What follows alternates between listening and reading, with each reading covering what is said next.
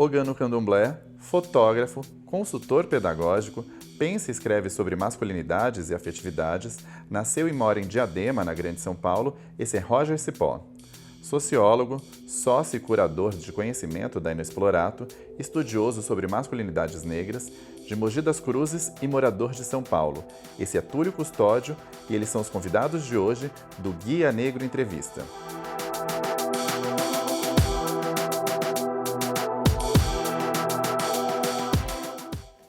Hoje o Guia Negro Entrevista desembarca aqui na casa do mestre Ananias para conversar sobre masculinidades com Roger Cipó e Túlio Custódio. Obrigado por virem até aqui. Eu queria começar perguntando como que vocês classificam a masculinidade tóxica. Quer começar? Primeiro os mestres. Vamos lá. Masculinidade tóxica é o nome, digamos, é o apelido que a gente dá para o que a gente tem chamado de masculinidade hegemônica patriarcal, ou masculinidade falocêntrica, que é um modelo específico de masculinidade pautada num projeto civilizacional que se ancora na ideias de poder e violência. Então, todos os comportamentos atrelados à masculinidade tóxica ou essa masculinidade hegemônica patriarcal são comportamentos que são designados para gerar poder, controle e rivalidade.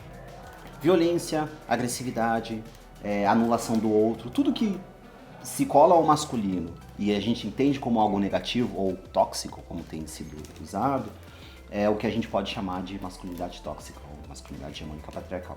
E como isso está mais presente no homem negro, por exemplo? Eu queria completar, posso? Porque pensando numa sociedade estruturalmente estruturada pelo racismo, eu gosto de dar nome e cor às coisas. E aí eu chamo masculinidade tóxica de masculinidade branca. Porque é esse pensamento, essa construção do ser homem que foi pensada, idealizada e mantida por homens brancos, né? E estabelecida por esses homens. E vocês dois tiveram que rever as suas masculinidades em algum momento? Cara, eu acho que toda vez que a gente se lança a pensar sobre masculinidade, a gente deve começar a partir de nós mesmos. Assim. Acho que nenhuma transformação se dá se ela não parte da autorreflexão, se ela não parte da autoavaliação. Sem dúvida, eu acho que se rever no meio desse processo tem muito a ver também com uma forma... Porque o ponto não é que a sociedade convocou os homens negros a pensar sobre masculinidades negras pretas. Exato. Né? São as mulheres pretas que fizeram isso. Nós, homens negros, pretos, estamos pensando sobre nós mesmos dentro de um contexto de povo. Né? Dentro de um contexto onde quais são as ações, quais são os comportamentos, qual é a consequência desses comportamentos que as mulheres pretas já estão falando para nós, sejam feministas ou não, né? E que está nos provocando a pensar o que a gente está fazendo, qual é a nossa responsabilidade em relação aos nossos atos, em relação à nossa comunidade. Então, é nesse lugar que a gente está se autocolocando. Né? A gente tem que se rever, a gente tem que se enxergar e, enfim... E mais, acho que além de responder a uma demanda do debate de gênero, antes disso, se compreender no mundo, porque os homens pretos estão se pensando, eu repito, porque esse projeto de masculinidade nunca foi sobre nós, e a gente, assim como a maioria das pessoas, toda a comunidade preta, na verdade, porque isso tem a ver com a nossa condição enquanto povo nesse lugar, a gente precisa se encontrar. E aí se encontrar, e aí por isso que eu sempre fico dizendo que antes de responder a uma demanda, né, que as mulheres negras, brancas e a sociedade em geral pede dos homens pretos, né, sobre as nossas posições, é dizer que a gente está fazendo esse movimento também, mas antes disso, a gente está pensando porque a gente está reivindicando o nosso lugar de humanidade nessa sociedade. Né? A masculinidade branca, ela desumanizou o homem preto, né, como parte de um projeto escravocrata. E aí, se levantar para repensar nossa posição, nossos lugares nesse contexto antes de tudo, reivindicar a nossa humanidade. Uma das coisas que atinge mais o homem negro, principalmente, é a questão da hipersexualização. Como que vocês veem isso no dia a dia e como que isso impacta na vida desse homem? Cara, a hipersexualização, ela é sobre animalizar os nossos corpos. É o que foi dado pelo processo escravocrata, é o que foi dado pela sociedade racista. ao longo da nossa história, a hipersexualização, ela foi até talvez o único lugar onde homens pretos puderam se valer, né? A gente pode dizer, né? Essa ideia do homem preto viril, do corpo viril, inclusive da ideia de construir uma identidade viril, ela, embora a gente saiba que é um projeto de violência, ela foi em algum momento quando homens pretos puderam se dizer homens. A grande questão é que a gente está falando de um ser homem, corpo apenas. O que é importante a gente olhar é que dentro desse mesmo projeto de civilização que entende esse lugar de uma masculinidade hegemônica patriarcal, você tem uma lógica de sexualidade que está atrelada a relações de poder, né? E é nesse registro que é muito importante a gente olhar como que essa nossa hipersexualização acontece.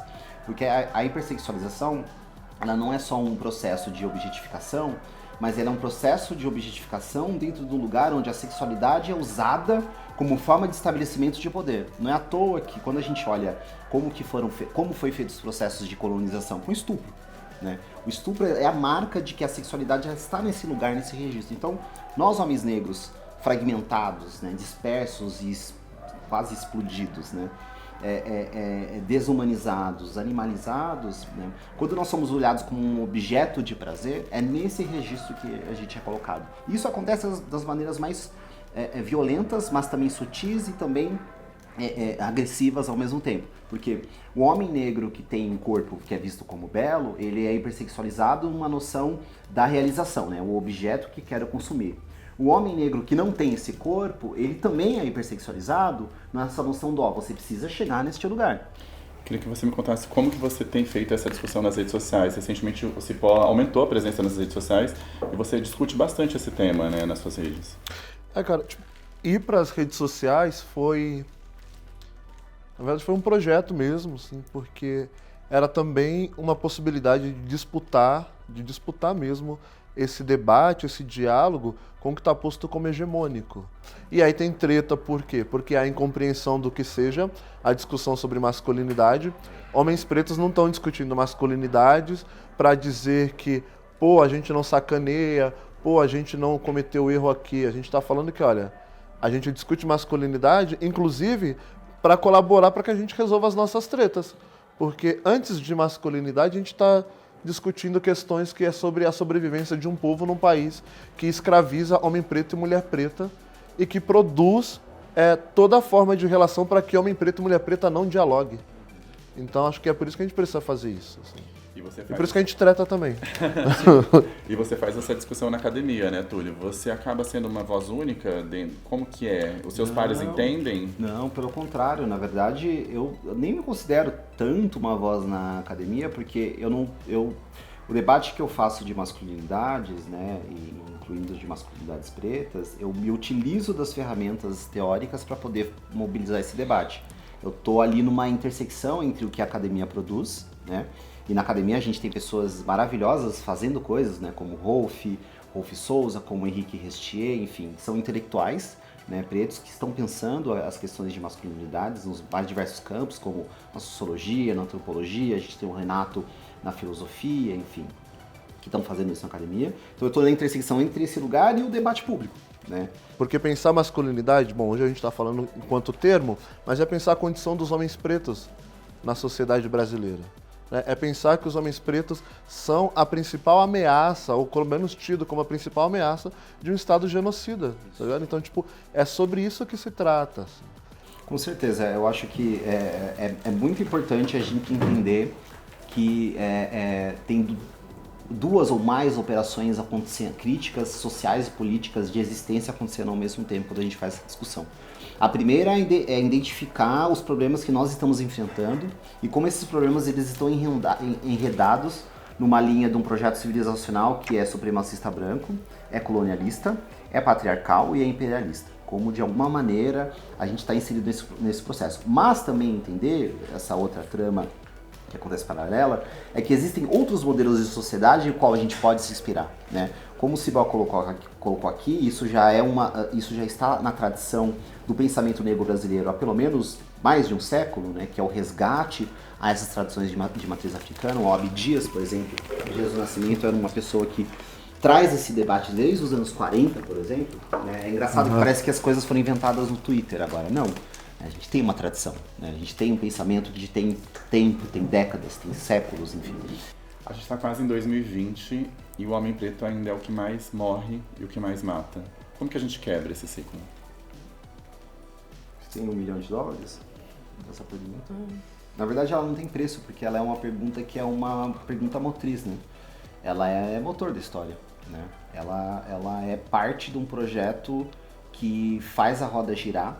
E isso é muito importante, porque, por exemplo, uma das coisas que o debate de masculinidades ajuda a gente a entender é que o projeto do genocídio do povo preto, ele conta nas suas engrenagens como um projeto estrutural com as pessoas pretas.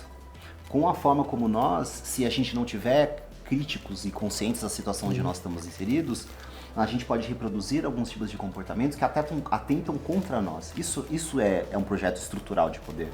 É quando o dominado atenta contra si mesmo. Eu acho que tem uma grande importância a chave das provocações e das críticas que as mulheres, pensando a sua condição, as mulheres pretas, pensando a sua condição, seja no feminismo, seja no mulherismo africano, seja nos movimentos das mulheres pretas, que sem nome, né, só o movimento das mulheres pretas, trouxeram para nós, mas a gente não pode ficar só nessas, né, porque isso é abertura de estrada para a gente também construir um processo e se desenvolver e criar e entender outras esferas onde a gente tem que pensar essa realidade, né? O modelo de conquista patriarcal, colonialista, supremacista branco é da aniquilação do outro. Eu preciso que o outro morra para que eu exista, para comer o resto da carniça, da cultura, da carne, do corpo, da história do outro, né? A gente não pode incorrer no mesmo erro, enfim. Acho que é isso. E diante de tantos caminhos, o que é para você, Roger Cipó, ser um corpo negro no mundo? Cara, pra mim, ser um corpo negro no mundo é ser universo, né? Porque os corpos pretos são universos, cara. A gente que conseguiu superar tudo isso, assim, tudo isso que a gente viveu, que não vale a pena dizer. Mas a gente que ainda, em todo esse contexto, tá ligado? Eu tenho 28 anos e eu não morri até agora, isso é foda. Porque a gente tá batendo esse papo aqui de 15 minutos e alguém morreu desde quando a gente começou até aqui. E era um corpo muito parecido com o meu, com o seu, com o do Túlio. Então, tipo, a gente fala que a gente é resistência e não é à toa, assim, né? Não é essa resistência que a esquerda tá falando, não. É a resistência de se manter vivo, cara, assim. E isso só é possível porque a gente é construído em África, sabe? Porque a gente tem uma história ancestral de mais de 5.000 anos, tá ligado? A gente tem tecnologia preta para que os nossos, ainda nesse contexto caótico, a gente burle mesmo, né? A gente burle e se mantenha vivo. E para você, Túlio Custódio, o que é ser um corpo negro no mundo? Tem um pouco a acrescentar. Ser um corpo preto no mundo que é racializado e racializado de uma maneira hierarquizada, né, uma maneira supremacista, é ser um corpo de constante... É a bomba armada da revolução, né?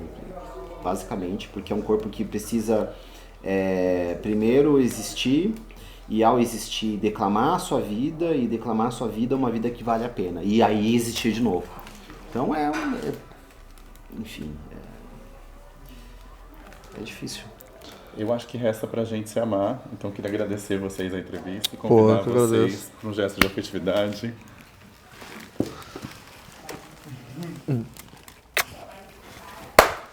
Blackbird é uma plataforma de turismo e representatividade que tenta trazer um olhar mais inclusivo, né, para o universo de viagem. Afinal, se viajar é uma experiência transformadora, por que não pode ser inclusiva? A memória do povo preto está muito na oralidade. E além disso, a gente também acredita que fazer turismo não é só atravessar o Atlântico, você mudar de cidade, mas você pode ser turista na sua cidade. Então, por isso, ligando o resgate da memória do povo preto e também colocando essa vertente do turismo como ferramenta potente de ressignificação histórica, histórica nós criamos a caminhada São Paulo Negra. Nosso Instagram, @blackbird_viagem. Nossa página no Facebook, Blackbird Viagem. E o nosso site, que é www.blackbirdviagem.com.br.